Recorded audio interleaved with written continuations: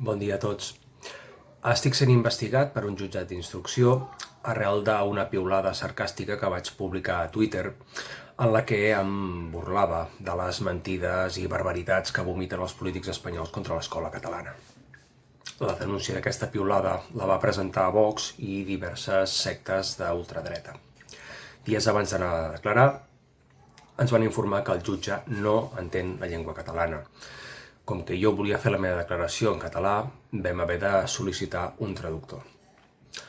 La situació als jutjats en relació a la llengua catalana és crítica, fet pel qual us animo a que empreu sempre el català en totes les relacions que hagueu de tenir amb l'administració de justícia.